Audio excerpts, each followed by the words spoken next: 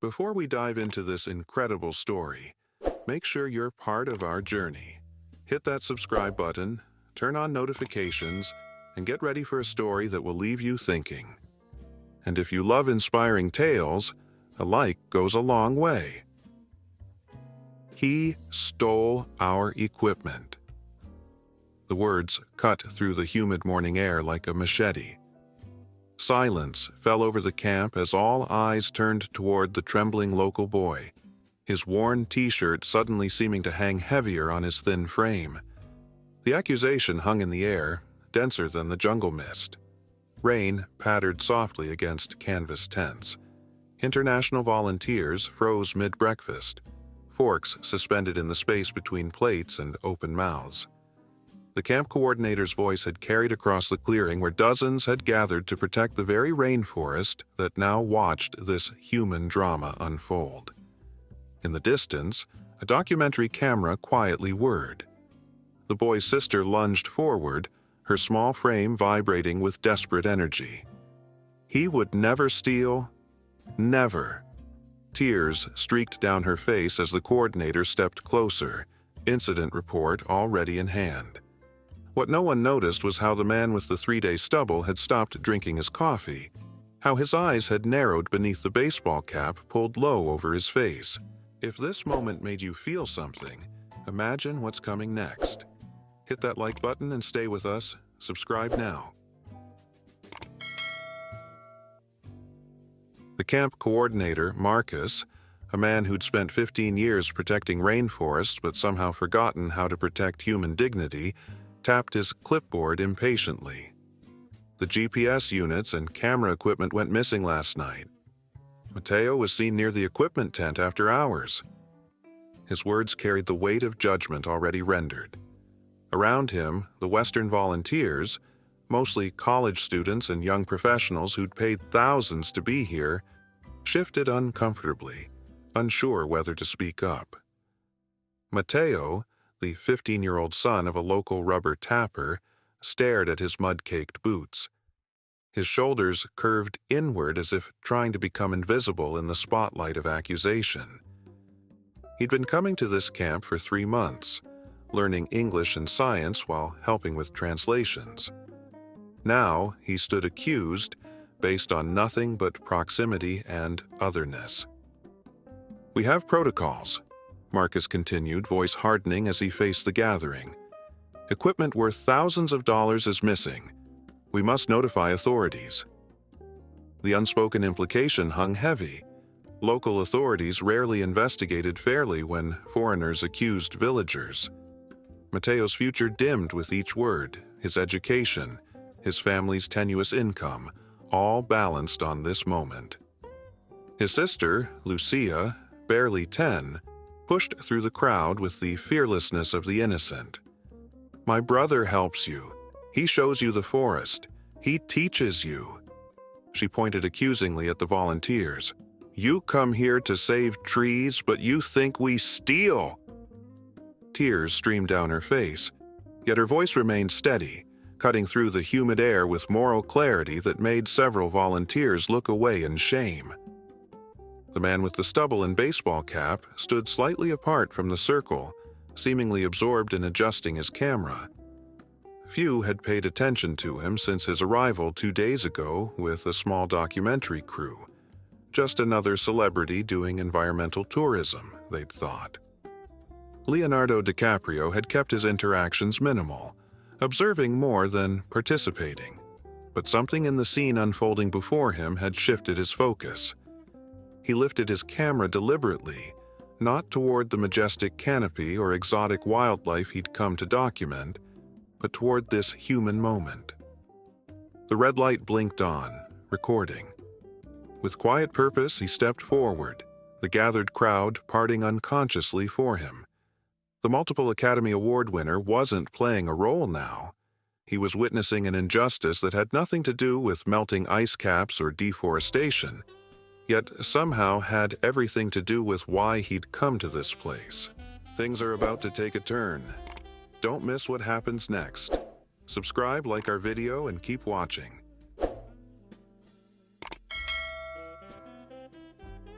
The atmosphere shifted palpably as DiCaprio's words resonated through the gathering.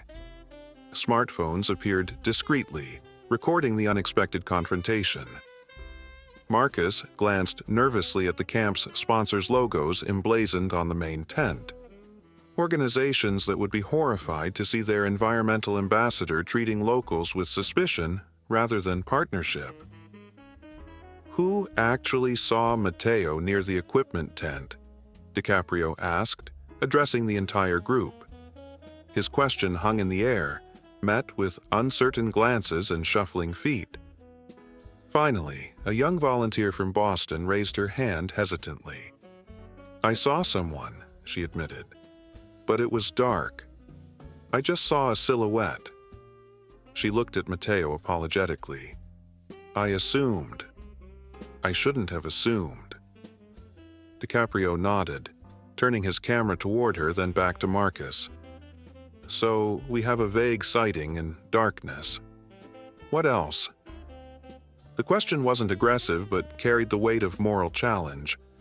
The volunteers exchanged glances, their collective discomfort growing as the flimsiness of the accusation became apparent. Lucia clutched her brother's hand, eyes darting between DiCaprio and the camp coordinator. For the first time since the accusation, hope flickered across her small face. Matteo remained silent. Years of experiencing how quickly foreigners could withdraw their goodwill had taught him caution. "What would you suggest, Mr. DiCaprio?" Marcus asked, tension evident in his clipped tone. "Simply ignore thousands in missing equipment because questioning feels uncomfortable." DiCaprio lowered his camera but kept it running. "I suggest we investigate properly instead of condemning the easiest target." His voice remained measured but carried an undercurrent of steel. "Maybe search the camp thoroughly? Check if anyone else was moving around last night?" He looked pointedly at several volunteers. "Perhaps ask if anyone took equipment for early morning shooting without logging it." A ripple of murmurs spread through the group. DiCaprio wasn't just challenging Marcus's authority, he was questioning the entire power dynamic of the camp, where Western environmentalists claimed to protect the Amazon while viewing its people with suspicion. Phones continued recording as the standoff intensified, the morning humidity wrapping around them like nature itself was waiting for resolution. This story is only getting deeper. What would you do in this situation? Comment below, and let's talk. A nervous cough broke the tension. A young bearded volunteer from Germany stepped forward, face flushed. I took the GPS units early this morning." His words tumbled out quickly. "I wanted to map the new sector before the group hike. I left a note, but it must have fallen." The admission landed like a thunderclap in the clearing. Marcus blinked rapidly, clipboard lowering slightly. Before he could respond, another voice joined in. "And I borrowed the spare camera batteries for the dawn shoot." A woman from the Australian conservation team raised her hand. "I signed them out yesterday but used the English form, not the Portuguese one." DiCaprio's expression didn't change, but his eyes met Matteo's briefly. A moment of silent understanding passing between them. He kept filming as more volunteers began speaking up, admitting to moving equipment, borrowing items, rearranging supplies. With each confession, the case against Matteo disintegrated, revealing not theft, but the chaotic reality of 30 environmentalists living in close quarters. "It seems," DiCaprio said into the heavy silence that followed, "that we need better inventory systems, not accusations." He deliberately turned his camera toward Marcus, the lens capturing the coordinator's discomfort. The real theft here would have been stealing this young man's future with a baseless accusation. Marcus's face reddened, embarrassment battling with defensive anger. "We were following protocol." "Perhaps the protocol needs changing," DiCaprio interrupted, his voice carrying the authority that had commanded attention from directors and world leaders alike. I came here to document efforts to save the Amazon. But what's the point of saving trees if we destroy the people who have protected them for generations? The question hung in the air, unanswerable. The volunteers shifted uncomfortably, many now unable to meet Matteo's eyes. DiCaprio continued filming, capturing this moment. Not of wildlife or melting glaciers, but of the subtle human prejudice that often undermined environmental work at its core. Lucia, sensing the shifting power, stepped forward again. "My brother knows every plant here. He can find medicine in leaves you step on. His grandfather taught him what your books don't know." Her voice carried the wisdom of generations, unexpectedly powerful coming from her small frame. "You come here to learn, but you don't see us as teachers." DiCaprio nodded, giving her his full attention. "She's right," he said, addressing the gathered crowd, his voice carrying to the smartphones still recording. Environmental justice isn't just about carbon emissions and protected lands. It's about recognizing the knowledge and rights of indigenous communities. He gestured toward Matteo. People who've protected these ecosystems for centuries before we invented the word environmentalism. The camp had fallen completely silent, the only sounds the distant calls of birds and the soft patter of rain on canvas. DiCaprio's words were reshaping the narrative of the entire camp in real time. This wasn't a story about stolen equipment anymore. It had become something far more powerful, a moment of reckoning about who truly belonged in this fight for the planet's future. It's not over yet. The best part is coming. Make sure you're subscribed so you don't miss it.